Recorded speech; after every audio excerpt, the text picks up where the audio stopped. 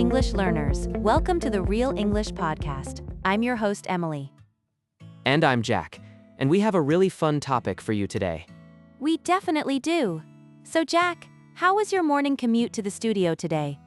Oh, don't even get me started because the traffic was absolutely terrible this morning. Right? I was stuck behind a slow truck for 20 minutes, and it was the worst. I completely feel your pain, but complaining together actually makes me feel much better. Exactly. And that's why we're talking about mutual complaints for our topic today. That's right. We'll learn how to build rapport by bonding over small, everyday annoyances. Why is this specific topic so important for our advanced listeners today, Jack? Well, complaining together requires real skill because you have to match the other person's tone. Yeah, that makes perfect sense because you really don't want to sound too negative, right? Exactly. The goal is finding solidarity with someone instead of just being overly pessimistic. That's interesting. So have you noticed how native speakers do this in their daily conversations? All the time, and we use specific idioms and strong agreement to show we understand. When you say strong agreement, do you mean saying something is the absolute worst? Yeah, exactly like that, because it helps people feel heard and builds a quick connection. It really does. And mastering this skill builds strong relationships in your real everyday life. That's so true. But before we practice, we need to cover some essential vocabulary. That sounds like a great idea. So let's jump right into our vocabulary preview section. Exasperated. This is a perfect word for our topic today. Yeah, it really is. It means you're feeling extremely annoyed and frustrated. Exactly. It happens when you're completely out of patience. And you usually can't change the situation, right? Right? Like being stuck in terrible traffic. Have you felt exasperated recently? Oh, definitely. Mostly when my internet drops during a video call. Oh, I hate that. That's true exasperation. Hyperbolic. How would you explain this one, Jack? Well, it comes from the noun hyperbole. It basically means highly exaggerated. Right? You're making something sound much worse than it actually is. Like saying, I've been waiting for 1,000,000 years. Exactly. It's definitely not a literal statement. We use hyperbolic phrases to match someone's frustration. Yeah, it really shows you understand their pain. Commiserate. This word is the secret to building rapport. It really is. It means to express sympathy or share someone's bad feelings. Right? You're basically complaining together to feel better. It sounds negative, but it actually builds connection. Why does that happen? I think it shows you're on their side. You validate their feelings. Totally. You bond over that shared everyday annoyance. Now that we know these words, let's hear them in action. Coming up next is the dialogue.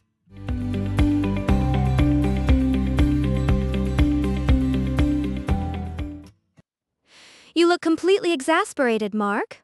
What's going on? Don't even get me started. It's that new expense reporting software. Oh no, I spent 3 hours on it yesterday. It's absolutely terrible. Right? Every time I click a button, it freezes for 10 whole minutes. Exactly. I know I'm being a bit hyperbolic, but I'd rather eat glass. I hear you loud and clear. I really needed someone to commiserate with today. Always happy to help.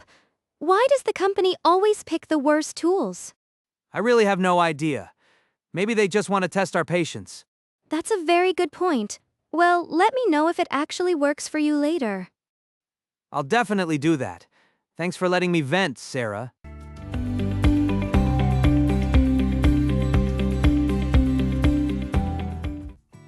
That dialogue was so relatable, right?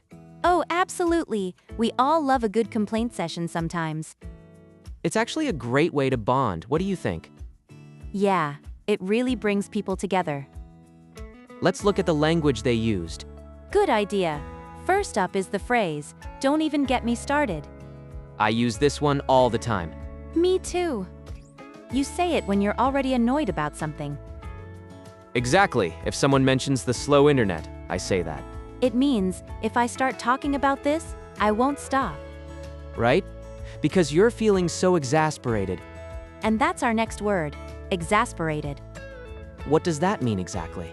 It means you're intensely frustrated or annoyed, Yeah, usually because something bad keeps happening. like dealing with terrible customer service over the phone. Exactly. You lose your patience completely. When people get exasperated, they often become hyperbolic. That's another great word. Hyperbolic.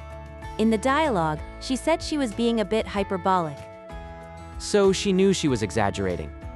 right? Like saying you waited a million years for a coffee. Have you done that recently? Oh, definitely. It makes the story a lot more fun. It really does. It invites the other person to commiserate. And commiserate is our final key word today. She said, I really needed someone to commiserate with. To commiserate means to share someone's pain. You express sympathy about negative feelings together, right? Yes, you listen and agree with their frustration. It actually makes you feel a lot better. It really does. It shows you aren't alone. Let's put these ideas into practice. Yeah, we really need some go-to phrases for complaining. Exactly. You want to sound natural, right? Right. So, how do we match someone's frustration? Well, imagine someone says they had a terrible commute. You want to agree strongly. Yeah, you can say, tell me about it. Oh, I use that one all the time. Me too. It shows you completely understand their pain. What if they complain about loud chewers? Oh, that is so annoying. It really is. You could say, I absolutely can't stand it when people do that. Yes, that's a great way to show you are annoyed too. It really sets up the mutual complaint. Have you tried using exaggeration, Jack? Oh, definitely. Like saying that's the absolute worst. Right? It might not actually be the worst thing ever. But it feels like it in the moment. Exactly. It's all about bonding over the annoyance. Let's break these patterns down for our listeners. Good idea. First up is, tell me about it. You can use this as a simple, standalone reaction. Right. Someone says, the traffic was awful today. And you just reply, tell me about it. It means you have the exact same frustrating experience. What about expressing that strong annoyance? Try saying, I absolutely can't stand it when, You just add the annoying action right at the end. like, I absolutely can't stand it when my internet drops. Oh, I feel that one. It happens to me constantly. How about our exaggerated agreement? We use the phrase, that's the absolute worst. It validates their feelings perfectly, don't you think? I do say a friend spills coffee on their shirt. You say, oh no, that's the absolute worst. It shows you're right there with them in the misery. Try using these next time a friend complains to you. Now that we know how to commiserate using exasperated and hyperbolic expressions, let's listen to the dialogue one more time.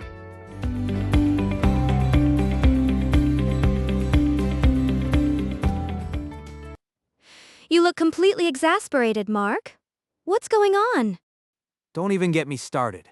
It's that new expense reporting software. Oh no, I spent 3 hours on it yesterday. It's absolutely terrible. Right? Every time I click a button, it freezes for 10 whole minutes. Exactly. I know I'm being a bit hyperbolic, but I'd rather eat glass. I hear you loud and clear. I really needed someone to commiserate with today. Always happy to help. Why does the company always pick the worst tools? I really have no idea. Maybe they just want to test our patience. That's a very good point. Well, let me know if it actually works for you later. I'll definitely do that. Thanks for letting me vent, Sarah.